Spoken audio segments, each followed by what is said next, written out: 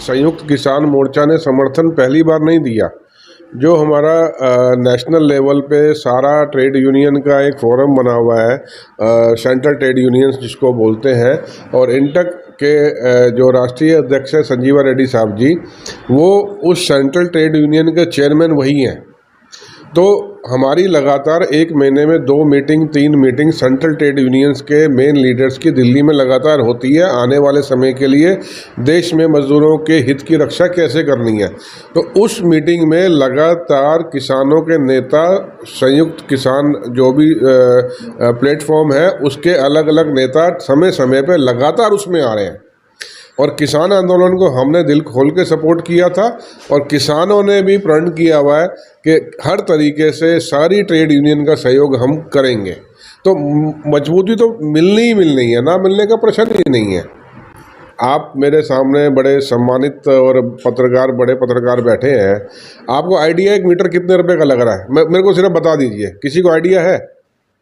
Smart meter 2000 रुपया से 3000 रुपये के बीच में सरकार खरीद रही है, अलग अलग उसके स्पेसिफिकेशन के साथ। और स्मार्ट मीटर कौन बेच रहा है वो सुनिए, अडानी की कंपनी बेच रही है स्मार्ट मीटर। इसके साथ और कंपनियों के नाम लूँ मैं, GMR बेच रहा है, उसके साथ और नाम लूँ एक अहमदाबाद की मोंटी कार्लो कंपनी बेच रही है। कितनी कंपनियों के नाम लूं, और मजे की बात है एक भी कंपनी स्मार्ट मीटर नहीं बनाती है।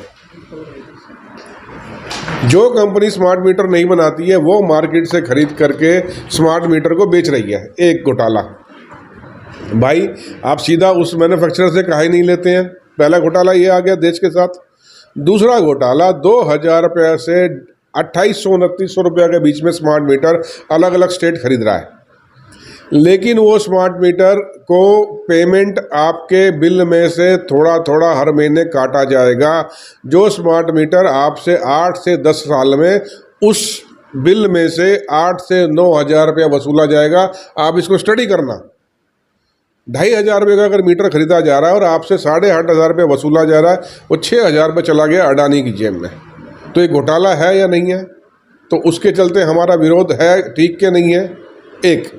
दूसरा, स्मार्ट मीटर का रफ्तार इतना जो सुनने में आ रहा है, अगर हम नॉर्मल मीटर का बिल देखते हैं और स्मार्ट मीटर का बिल देखते हैं, कहीं ना कहीं उसमें भी लोगों के जहन में है कि फ़र्क आ रहा है। अगर वो फ़र्क आ रहा है और सरकार उस चीज़ को जस्टिफाई नहीं कर रही, तो हम विरोध क्यों नहीं करेंगे? हम तो विरोध करेंगे।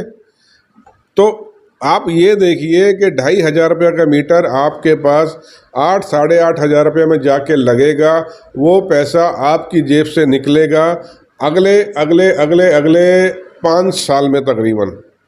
जितना टारगेट मैं देख रहा हूँ, कम से कम 25 करोड़ से ऊपर मीटर चेंज होना है।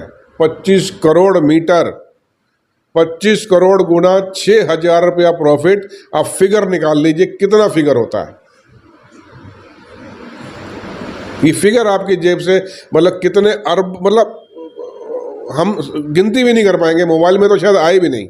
ये मोदी सरकार, नरेंद्र मोदी कॉरपोरेट को फ़ायदा पहुंचाने के लिए ही प्रधानमंत्री बने थे। कॉरपोरेट ने इनके पीछे पैसा लगाया था और उसका ये वसूली हो रहा है। नरेंद्र मोदी जी को 26 देश से सम्मान किया गया। आप कांग्रेस पार्टी और पूरा विपक्ष नरेंद्र मोदी को विरोध कर रहे हैं। मैं परमपिता परमेश्वर से प्रार्थना करता हूं उनको 626 देश सम्मान दे दें। हम खुश हैं, हमारे प्रधानमंत्री को सम्मान मिल रहा है। मुझे ये बता दीजिए, नहीं वो अरे भाई, जब नरेंद्र मोदी ये कह सकते हैं कि 600 करोड़ वोट मुझे मिला, बोले थे नहीं बोले थे? हाँ बोलिए, ना बोलिए, बोलिए, बोले थे ना? तो हम 600 सम्मान नहीं बोल सकते हैं। उस सम्मान से क्या मेरे देश का बच्चे का रोजगार मिल रहा है? उस सम्मान का मैं क्या फ़ायदा करूंगा जब ट्रंप हर दूसरे दिन मुंह काला कर रहा है आपका?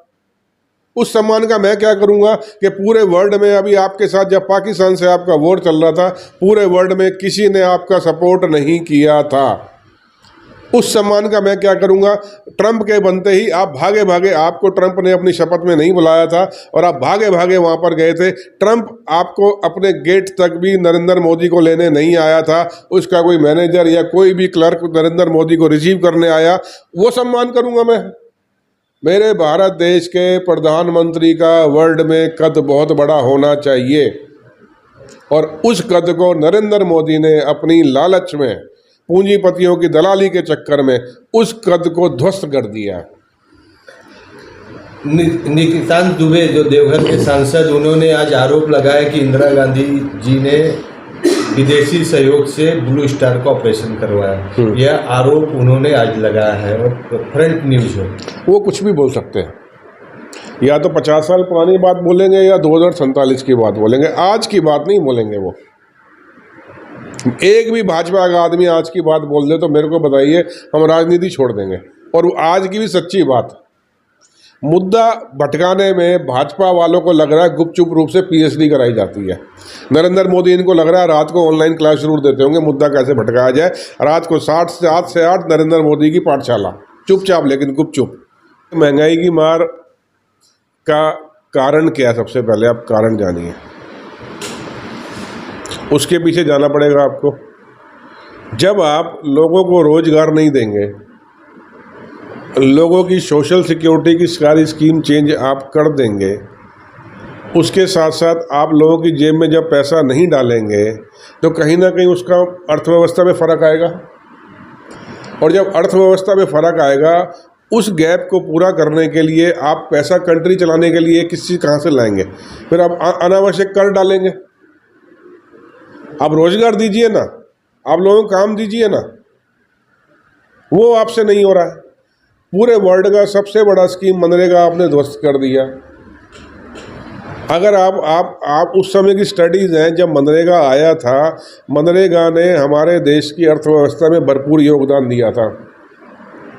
और अभी अमेरिका जो ये नए टैरिफ कानून का एक चिट्ठा लेके बैठा है, नरेंद्र मोदी साइन कर, और राहुल गांधी जी ने बोला है साइन नरेंद्र मोदी करेंगे। उसके बाद देखना, जिस कृषि ने कोविड में हमारे देश की अर्थव्यवस्था को बचाया था, कृषि आज डेट ले लीजिए, 8 तारीख, आज 8 जुलाई, और समय हो रहा है 4 बजने वाले हैं शाम को। मैं जमशेदपुर में बैठा हूँ। वो कृषि हिंदुस्तान की ध्वस्त हो जाएगी अगर नरेंद्र मोदी ने उस पर साइन कर दिए। और अडानी को बचाने के लिए नरेंद्र मोदी उस पर साइन करेंगे। ये जो दुर्भावना फैल चुकी है ना, ये अच्छी नहीं है। अगर आप महाराष्ट्र में ज़बरदस्ती लोगों से मराठी बुलवाते हो जिसको मराठी नहीं आती, तो गलत है। मैं उसका सपोर्ट नहीं करता हूँ, मैं उस बात का विरोध करता हूँ। ये वही हो रहा है जो उत्तर प्रदेश में भाजपाई मुसलमानों को बोलते हैं कि हनुमान चालीसा पढ़ो। कहीं फ़र्क नहीं दिखता उस बात में। ये वही हो रहा है।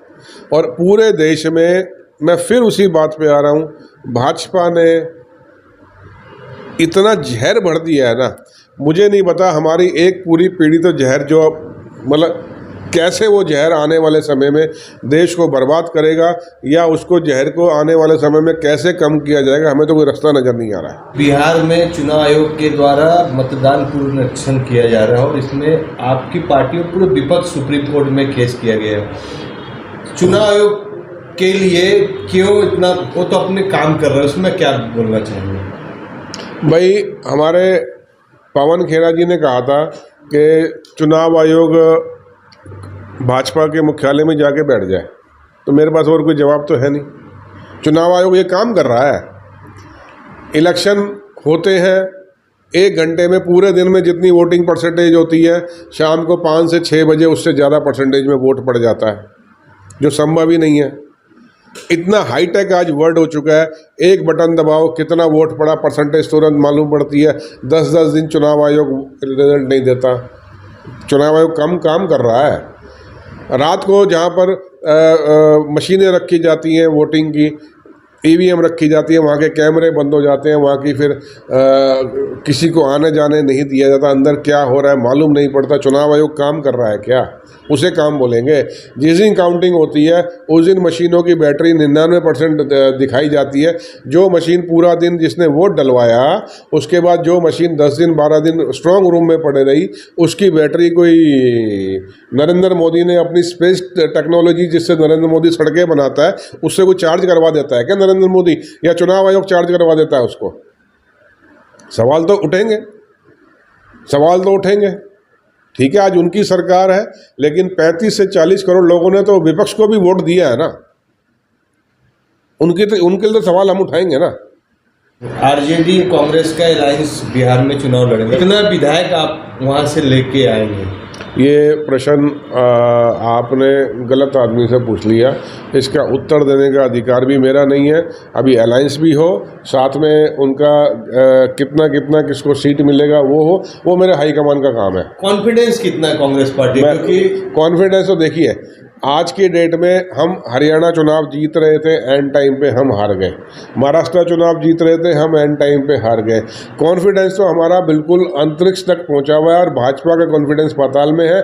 लेकिन भगवान जाने कौन सा एंड टाइम पे ऐसा जादू की छड़ी घूम जाती है, जो वोट यहाँ आना होता है वो वहाँ खिसक जाता है। कमी किसका है? अगर किसी ने अपनी ताकत में हिंदुस्तान के जितने भी तंत्र है, उन लोकतंत्र के स्तंभों को तोता बना दिया हो, तो उसकी कमी किसकी बोलेंगे? कांग्रेस की बोलेंगे, अलायंस की बोलेंगे, या जो लोकतंत्र को ध्वस्त कर रहा है नरेंद्र मोदी उसकी बोलेंगे? मतलब जो विपक्ष हो उसके पीछे ईडी भेज दो, सीबीआई भेज दो, आप वहाँ की पुलिस भेज दो, आप उस पर इनकम टैक्स भेज दो। अगर वो भाजपा ज्वाइन कर जाए तो वो बिल्कुल तुरंत साफ हो जाता है। भाजपा ज्वाइन नहीं करे तो वो हमारे हेमंत सोरेन जी जेल काट के आए 5 महीने, क्या निकला उनके पास? चलिए, मैं तो झारखंड की पवित्र धरती में बैठा हूँ। हेमंत सोरेन जी मुख्यमंत्री, झारखंड सरकार के पास क्या निकला? वो फाइल कहाँ है जिसके चलते 5 महीना वो मुख्यमंत्री अपना जेल काट के आए? वो फाइल कभी चलेगी नहीं, उसमें कुछ था ही नहीं, कुछ था ही नहीं उसमें। अगर उसमें कोई होता तो वो जेल से बाहर नहीं निकलते थे, केस चलता था। वो ना केस आगे मूव हो रहा, ना उसको छोड़ रहे हैं। तो ये देखिए, हर चीज़ का एक समय आता है। ये समय नरेंद्र मोदी का भाजपा के जाने का समय है। आप देखिए, नरेंद्र मोदी और अमित शाह की सरकार इस टाइम भीख में मांगी हुई सीटों पे चल रही है, धमका के उनसे किस तरीके से जो भी इनके अलायंस चल रहे हैं। जिस दिन अलायंस हटा, सरकार चेंज हुई या इलेक्शन में सरकार चेंज हुई, हमें लग रहा है बीच में सरकार टूटेगी, भाजपा का जो गठबंधन है वो टूटेगा, ऐसा हमको तकरीबन लग रहा है। तो उसके बाद वर्ल्ड के सबसे बड़े घोटाले हिंदुस्तान में निकल के आएंगे, देखना आप, जो पिछले 10 साल में हुए। सिस्टम, चुनाव आयोग, कोर्ट उनके साथ है, प्रशासन उनके साथ है, कांग्रेस पार्टी दिन पर दिन सीट घटती जा रही है। कुछ मेगा प्लान चल रहा है दिल्ली में कि खाली मीडिया में ही बात हो रहा है? हमको 2014 में झटका लगा था, हम 50 से नीचे आ गए थे। इस बार हम 98 पे पहुँचे हैं, अगली बार और ज़्यादा पहुँचेंगे। अपनी कमियों को हमारे नेता राहुल गांधी जी लगातार कमियों को सरेआम एक्सेप्ट करते हैं और लगातार बोलते हैं उन कमियों को हम दूर करेंगे, और उन कमियों को हम दूर कर रहे हैं। कांग्रेस पार्टी में जो खामियां थी उस पर हम काबू पाने का लगातार प्रयास कर रहे हैं। अच्छा, एक बात बोलिए,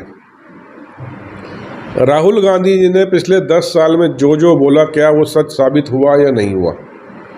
उन्होंने महंगाई के ऊपर बोला बड़ी, उन्होंने अर्थव्यवस्था डूब रही है उसके ऊपर बोला डूबी, उन्होंने नोटबंदी के ऊपर जो बोला सच साबित हुआ।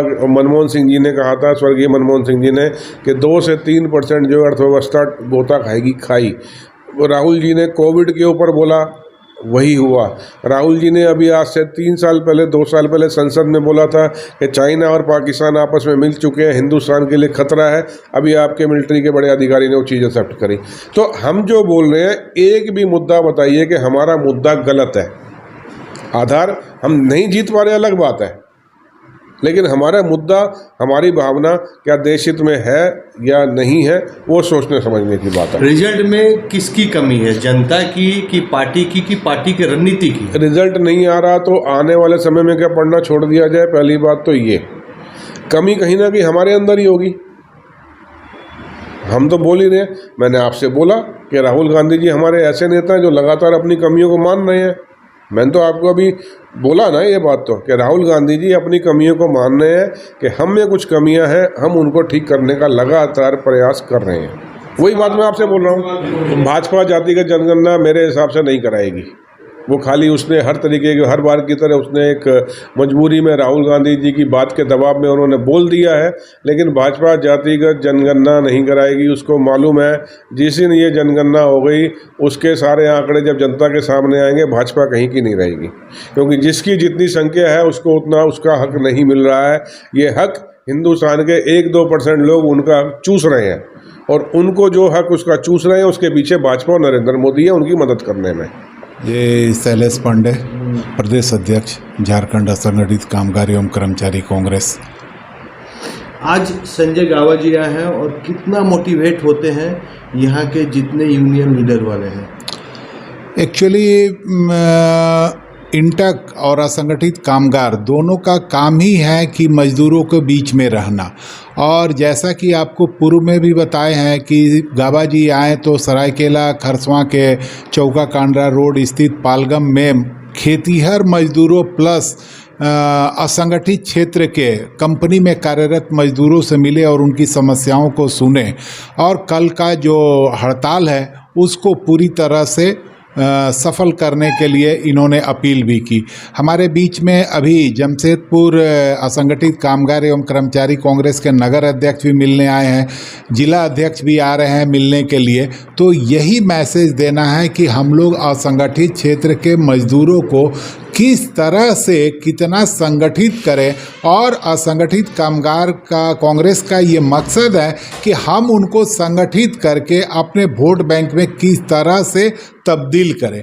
चूँकि असंगठित क्षेत्र के मजदूरों को जितनी कांग्रेस सुरक्षा गारंटी दी है उतना किसी सरकार ने अब तक भारतवर्ष में किसी सरकार ने नहीं दिया है।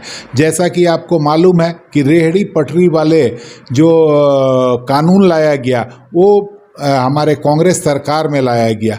असंगठित क्षेत्र का जो हमारा कॉन्ट्रैक्ट लेबर लॉ है वो कांग्रेस सरकार द्वारा लाया गया है। तो जितने भी, और यहाँ पर जो हमारा लेबर कोड 44 हमारा जो श्रम नियम है वो लेबर के पक्ष में है, और उसी को बदल के 4 लेबर कोड पर मोदी सरकार लाना चाह रही है, और उनसे फ़ायदा उद्योगपतियों को होना है, ना कि मजदूरों को। अब बताइए, एक जब खुद संगठित करने का अधिकार छीन जाए, आज भी ILO में चर्चा होता है कि राइट टू ऑर्गेनाइज, ये क्यों नहीं हो पा रहा है, इसका रेटिफिकेशन क्यों नहीं हो पा रहा है।